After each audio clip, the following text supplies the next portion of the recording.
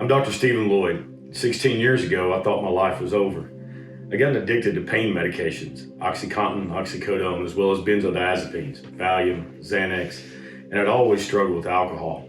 I crashed and burned. I thought that everything I'd worked for my entire life was gone. I'd been to medical school, through residency, was out into private practice, living my childhood dream of being a doctor. And then all of a sudden, it came crashing down. This is my story of what it's like, what it was like, what happened, and what it's like now. And to help me tell that story, I'm going to bring in my son, Heath, who at the time I went to treatment was 9. When I first started using prescription pain medication, he had just had his 5th birthday. So, Heath. What's going on, Dad? Great to be here, buddy. I guess I'm going to get this started, guys, by just kind of asking a few questions around it and just kind of let him tell his story. And I may throw my point of view in there a little bit, but not too much. So, Pops, first just tell us, I guess since I was only 9, I don't really remember too much about it. So why don't you just give me a little bit of background? Well, I was in my last year of residency and had trouble in the past with alcohol. I knew I never could drink successfully, and I didn't drink all the way through medical school.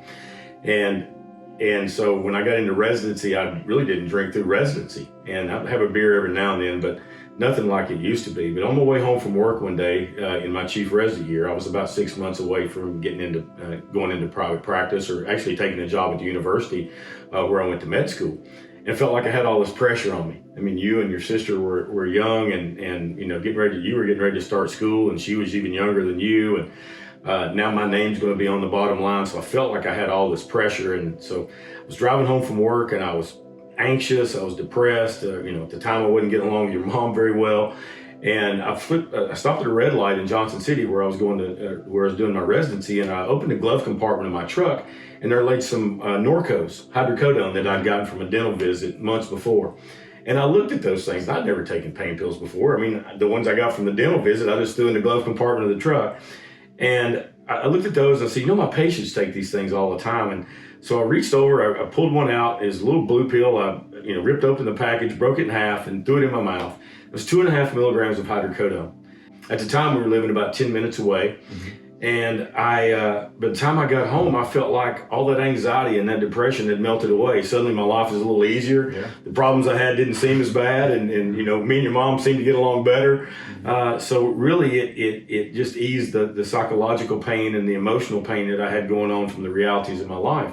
And what I didn't realize at the time, Heath, was my previous problem with alcohol, along with my childhood past of trauma, put me at risk to misuse that prescribed controlled medication that I had in the glove compartment of my truck. I never knew that because we never learned about that in medical school or residency, which you would think that you would learn something about that, but we didn't. Yeah, it's weird to think about that. You had all this pressure on you, and you were somebody that from the outside, when they're looking at doctors, they're like, oh, doctors have it made. You've got this great life, you've got all the, you got all this money, all these things. And in reality, what it really is it was a lot of pressure building up on you. And I guess it led to that. Honestly, you kept it from me. I had no idea about it whenever I was growing up. But even throughout that, that was the start of it. So what happens after you take that first little, when you start to feel better? So, obviously we know you have a problem, time has passed. So how did you get to where you were taking as many as you were at one time? Well, the thing is you're right. People looked at it from the outside, and, I was living my childhood dream. The house we were living in, 3 years after I took that first pill was, the house me and your mom wanted from the time we first started dating. Matter of fact, the neighborhood that you grew up in, when I was a little boy, my parents used to drive me through that neighborhood at Christmas time to look at the Christmas tree lights where the rich people live. And we lived in that neighborhood. And, had cars, had everything I ever wanted, but I had this thing inside of me that just wasn't fulfilled for whatever reason. And no matter what I did, I could never fill it up. So, I wanted to be in a profession that people looked up to, and I wanted to prove that I could be something besides, what my family had traditionally been. And nothing wrong with that, but I didn't want to work on cars, and I didn't want to do, the other things that my family had done. And so I wanted to go to college. I was the first one in my family to graduate college, and then go on to medical school. So yeah, from the outside, it looked great. It looked like I was a success. But when I took that pill that day, within 3 years, I was using 500 milligrams of oxycodone a day. I'd set up all these little barriers, right? So I'm not gonna use when I'm at work. I'm not gonna use it, before 5 o'clock. I'm not gonna use when I'm around my family. The truth is, I busted through all those. And at the time, you were coming into baseball playing age, and you played baseball right up through college, and I was coaching your teams, and all the kids that you played with, and many of those days that we were practicing and that we were playing in games, I was using pills during that time, and you kids didn't know. Yeah.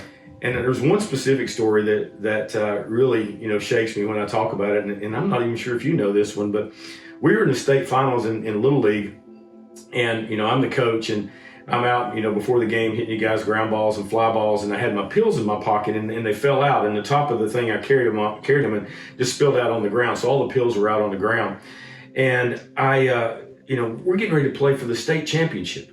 And you guys are all fired up. You're 8 and 9 years old or 10 years old. And, it was the time of our lives. And I realized when I got in dugout, right before I was getting ready to give the starting lineup, that I had spilled the pills and I couldn't find them. And so I had my assistant coach, Robert. I had Robert, give you guys a lineup in the pregame talk, which I always did, but Robert did it that game. And I was out in the outfield going through the grass looking for pills. And that's how desperate that it got, because I didn't start out that day to get myself addicted to pain medication. That wasn't the goal. It just made my life a little easier. It made work tolerable. It made the stresses go away. But before long, I had to have it even just to get out of bed. The first time I was dope sick, I had no idea what it was. Yeah. Now keep in mind, I've been to medical school and residency. I'm board certified in internal medicine.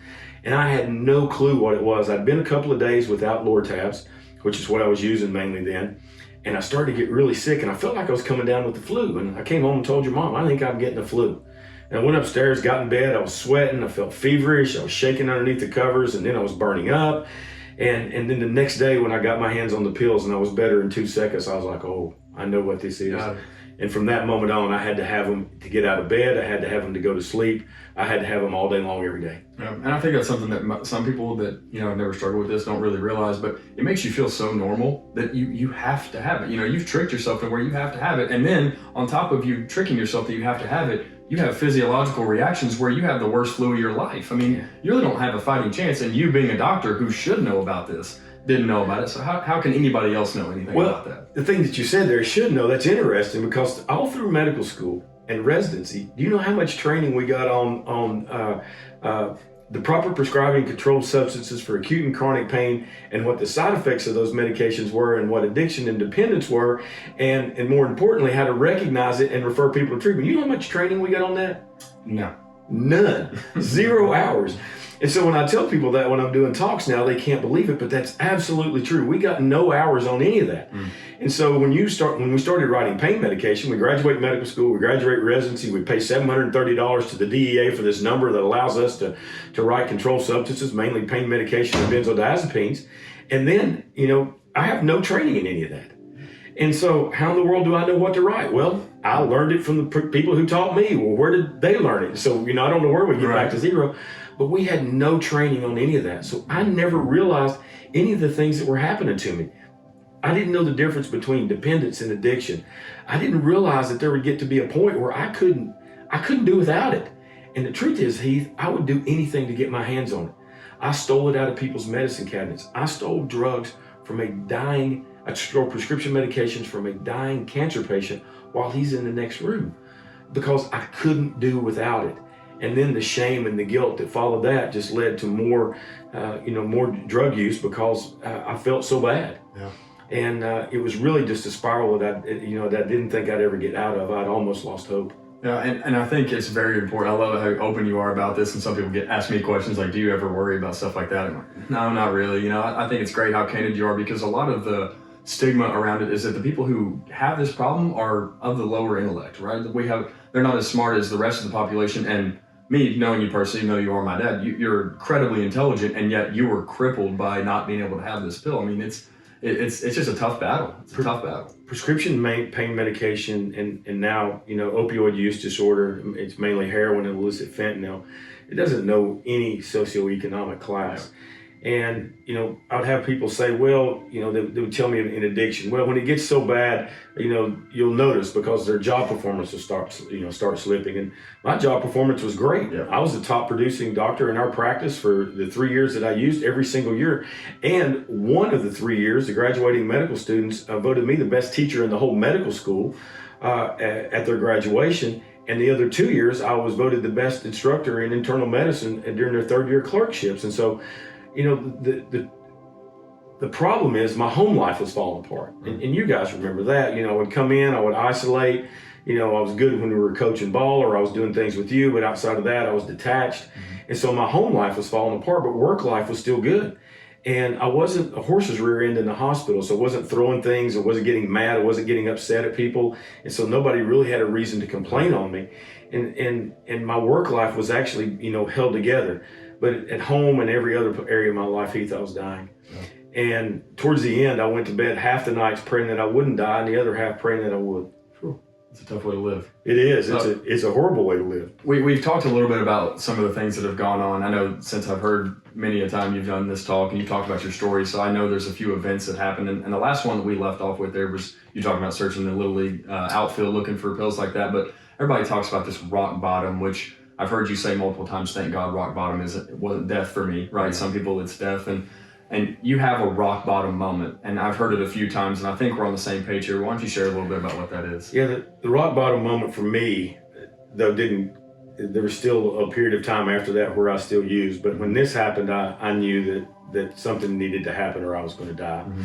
And so I was rounding in the hospital with the residents one morning. We always started out in the ICU. The sickest people are in the intensive care unit. And so I'm teaching medical students, medical residents, pharmacy students, pharmacy residents, and I've got them all around me. And so the very first patient we come up to was a female, and she was on the ventilator. She had overdosed the night before, and she had overdosed on Tylenol.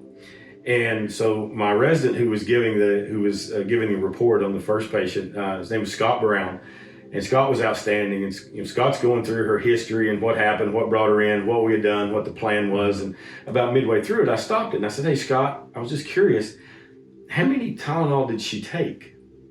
And the number he gave me was less than I was taking on a daily basis. Because you got to remember, oxycodone and hydrocodone, when they're combined with Tylenol to make Lortab and Percocet, there's 375 to 650 milligrams of Tylenol in every one of those. And I'd gotten up to 100 pain pills a day, 500 milligrams. Mm-hmm. And so Scott told me that number, and I couldn't get the pencil down to the piece of paper to write my note. This is before electronic medical record. Because she's laying in there in a coma. We're getting ready to life flight her to Vanderbilt to look at a liver transplant. And I'm standing there and I'm taking that every single day. And I stopped rounds right then and I looked at the team and I said, you guys go back to, going around on your own. I never did that. And I walked into the restroom at the end of the ICU at the Johnson City Medical Center, and I closed the door and I locked it, and I sit in there for about an hour and I cried. And I was looking at the mirror and going, I don't know what's going to happen. I can't tell anybody or I'll lose everything I've worked for, but I can't stop. And I was going to die either way. And at that moment, that was the lowest I felt. And I actually contemplated taking my own life at that point. But thankfully I didn't, and went on for a little while longer, but it wasn't long after that before I got help. Good. I'm glad you didn't take your life, coming from your son. So I do want to actually talk about help a little bit, because that's kind of like my flashbulb memory of all this. Like I told you before, I don't really remember a whole lot of it, but I can remember that day when you were on the front porch and you were leaving and all that, and I didn't really know what was going on, but I can remember a little bit of that distinctly. So I guess my memory comes whenever you started to get help. So why don't you give me a little bit of insight, and as well as everybody else listening, a little bit of insight into how treatment was for you. Yeah, this is kind of the what happened moment. So I'd taken you down to go hiking with Dad. My dad is a big hiker, and so he wanted to take you out that day. And so I met him down at a grocery store not far from the house. And at the time, I was carrying pills in the drink container in my truck, cup holder, and they were just bowled over in there. There's hundreds of them laying in there. And so I took you down there. Dad was right next to the window, and you got out and walked around in front of the truck. And Dad told me where y'all were going, and he'd bring you home the next day. You're going to stay all night with him. And so I still remember you guys walking off. And as soon as you walked off, I reached over and I grabbed 15 10 milligram Percocet, little school buses, yellow Percocets, threw them in my mouth, swallowed them, no water, nothing, just swallowed them straight out. And when I turned around, my dad was standing right there. He hadn't moved an inch. And he looked at me and he said, "Steve," he said, "did you just take a whole handful of pills?" And you know what I told him? No. I told him no. He just saw me take them. I said, "No." And he said, all right. He said, "Well, I'll see you tomorrow." And so I drove up the road, didn't think anything else about it, and went to work the next day. And when I came home, I was expecting you to be there, expecting him to bring you home. And when I rounded the corner and I looked up on the hill, I saw his truck. And I knew he was still there, and I knew he brought you home because it was late in the afternoon. He brought you home in the morning. And so I knew what he was there for. And so he said, "Hey, Steve," he said, "we need to go see your sister." Well, at the time, I hadn't talked to my sister in a long time, and I didn't want to go see her. And he finally talked me into it. And we're going down the interstate up to where she works, and about 15 miles away from the house. And Dad looks over at me and he said, "Steve," he said, "do you have a drug problem?" I said, "No, Dad." I said, "I don't." I said, "I'm tired. I'm working at multiple hospitals, and I'm just worn down." So he said, "Okay." And we drove probably another 2 or 3 miles up the road, and he put his hand over on my knee and he said, "Steve," he said, "you have a drug problem." I said, "Dad, I do." And I started crying. And even though I was, about as low as you can get at that moment and really just ugly crying, at the same time I felt relief because finally somebody knew. And I felt like a guy that was out in the middle of the ocean and was going to die, and then all of a sudden a ship shows up out of nowhere and slings a life preserver over to me, and I just grabbed onto it, and from that moment on my life started getting better. But as we drove up the road and I was crying, I said, "Dad, I'm gonna lose everything." I said, "I'm gonna lose my house, I'm gonna lose my cars, I'm gonna lose everything I've worked my entire life for. I'm gonna lose my medical license." And he looked at me and he said, "Steve, none of that stuff's gonna do you any good if you're dead." And to this day, 16 years later, I do not have a retort to that question because he was right. I wasn't going to be around to watch you grow up. I wasn't going to be around to watch Haley get married. I wasn't going to be around, probably not much longer than another 6 or 7 months at the rate I was using. And that's when it all changed. And so coming home that night and, telling your mom and then telling you guys was the hardest part. And, you were 9. Haley was, she just had her, 6th birthday, not just a couple of months before. And that was really, really difficult. And I didn't know if I was ever going to see you. I had no idea what treatment was. And they said, "Well, you're going to be gone 3 months. And I was like, "Well, not really. I'm good at taking tests. I'll be gone 3 weeks." And so I packed for 3 weeks. And of course I was gone for 3 months, but it absolutely changed my life and put me on the path that I've been on for, these past how many ever years. And it really changed everything about me. So, being so young, I didn't really have a whole lot of information, right? Nobody really told me much, and I think that was a good thing at the time. I knew you were going away, had no idea where, and I knew that my grandfather was taking you for some reason, and I didn't quite understand what was going on. So just, why don't you give me a little insight into that? Well, I wound up finding a place in Nashville called the Center for Professional Excellence that treated doctors. And I also learned about something called the Tennessee Medical Foundation, which provided advocacy for doctors who had substance use disorder and behavioral health issues. And so those were 2 things that were positive going in because I didn't know either one of them existed. Mm-hmm. So you're right. Your grandfather, my dad, took me and we were headed down the interstate, and I used the whole time. I was taking pain pills and Xanax and Valium all the way down there. And so we pulled into the parking lot of CPE, and the Nashville Zoo is right there, Grassmere. And I walked over there, and I knew I couldn't go into treatment with 2 pockets full of pills. I still had both my pockets. At the time I was using OxyContin, which turned out to be my drug of choice. And so I threw a handful in my mouth, but I still had 2 pockets that were full. And I reached down in my pockets, I emptied them, and I just threw them over to the gorillas, which are just right down below me. I mean, there's only a chain link fence sitting in between the 2 of us, and I walked in. And they took one lick at me and knew the amount of medication I was using, and said, "You're going to have to go to detox." I didn't have any idea what detox was. And my best friend Darren had met me in the parking lot, and so he rode over to detox with me at the Vanderbilt Psychiatric Hospital. And I'm sitting in there waiting to be admitted, and all this stuff is going on. And he puts his hand over on my knee, and he said, "Steve," he said, "you can do this." He said, "Don't look at anything around you. Just keep your mind focused on what you need to do." And so I was in the detox unit for 5.5 days at Vanderbilt. And this is, Heath, where I started to get gratitude, even though I hadn't even been to treatment. Because at the end of those 5.5 days, there were 24 people on my ward, all of us with prescription pain pill problems and heroin problems and everything else in the world. I wasn't separated because I was a doctor. And I started to get gratitude because I was the only one of those 24 that got to go to an inpatient treatment facility after those 5 days. The rest of them were all young. I was in my early 30s, so I was young compared to what I am now. But they were teenagers and in their 20s, and they all had to go right back to the street after 5 days. And I have never gotten rid of that feeling that I had when I realized that. because I realized because of what I did as a profession, because I was a doctor, I was going to get much better treatment and care than they did.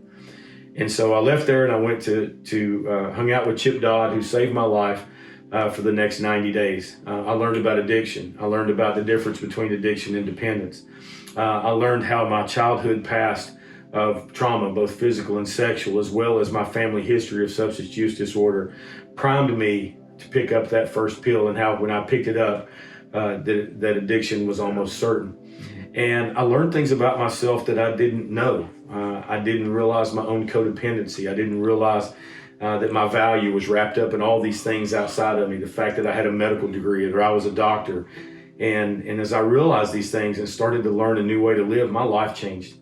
And I thought, surely it can't be this easy. If I do these things, if I have these 8 feelings and then I acknowledge those feelings and I learn how to live with those feelings, and I learn that I can be okay no matter what. And if I learn to look at my role in things, no matter if I'm 1% at fault, the other person's 99% at fault, I can't change that 99%, but I certainly can change the 1%.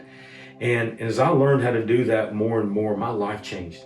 And the ironic thing is that whenever I became willing to lose it all, I got to keep it all. Yeah. And my life has done nothing but go up since that time.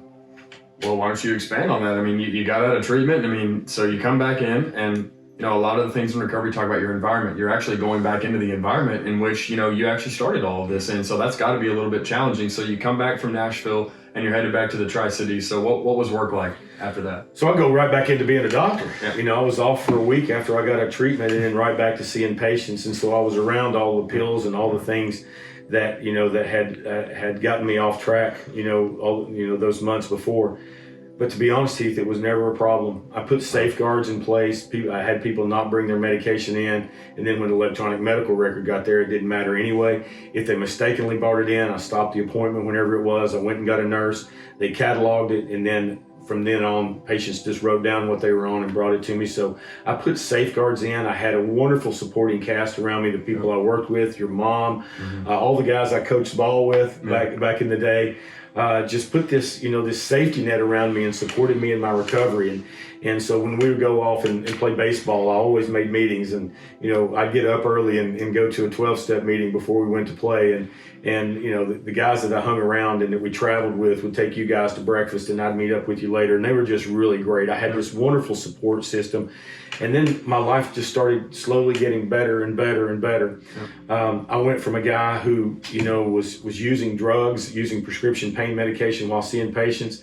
And now I'm to the point where they asked me to be the program director for the internal medicine residency. And so I'm in a leadership position. I'm over the training programs for all the young internal medicine residents who are coming out of medical school into residency.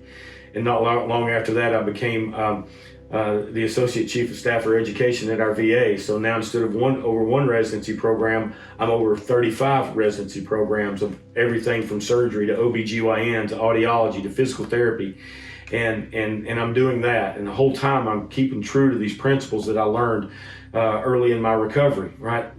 I was no longer involved in administrative wars, because anytime I had a conflict, all I had to do was apply the principles I learned in recovery. And I maybe can't change that other person's point of view, but what I can change is my reaction to it. And as I did that more and more, I kept getting higher and higher leadership positions. I wound up being the chief of medicine, and for a while, I was the chief of staff at our VA at Mountain Home in Johnson City. And not long after that, I started really getting interested in people who struggled with the things that I did, because I realized the playing field wasn't the same. That people didn't get the same treatment that I got. And I became really interested in medication-assisted treatment as a way to level the playing field. And so I started dabbling that on the side and learning all I could about addiction, because I already told you what kind of training I got in medical school. Right. And really that became my passion. So I started working for the federal government as an expert witness in drug cases against doctors for misprescribing. And then I was involved in the treatment side of things, of utilizing medication to hold people in treatment until we could achieve the behavioral change and address childhood trauma that put them on a path to recovery. And I traveled to Nashville to testify before our state legislature, and I'd never done that before, about the need to reach out and help people with opioid use disorder, because it was killing so many Tennesseans each year. And after I testified, I got offered a job in the Tennessee Department of Mental Health and Substance Abuse Services. And from there, I actually became the state's opioid czar. That was my unofficial title, but I was the Assistant Commissioner for Substance Abuse Services for the entire state of Tennessee. So I was over all the treatment programs in the state because we were the head of licensure. I was over all of the outpatient treatments that used medication. I was over drug recovery courts that helped people who had criminal charges, but who also had substance use issues. Instead of incarcerating them, getting them help and putting them back on the path to a different life. And so I got to do that for about 2.5 years under Governor Bill Haslam. And then whenever Governor Haslam left office, I moved into my current roles where I'm the medical director for multiple treatment facilities, both inpatient and outpatient. I'm a national speaker on opioid use disorder, proper prescribing controlled substances, and I'm an expert witness for the Federal Bureau of Investigation, the DEA, the Tennessee Bureau of Investigation, and multiple other state and federal agencies that prosecute doctors for misprescribing. This past July, our current governor, Bill Lee, appointed me to the Tennessee Board of Medical Examiners. And so I'm not saying that that's going to be the route for everybody, but that's been the route for me to this point. And the things that we currently face in our pandemic, I apply those principles to recovery in that. I can't change what's going on outside of me, but what can I change? I can change my reaction to it, and I can always remember to get outside of myself and help others. And as long as I keep continuing to do that, no matter what goes on out here, I'm going to be okay. And if I'm okay, then I'm able to help others become okay. And that's the most important thing to me in my life now.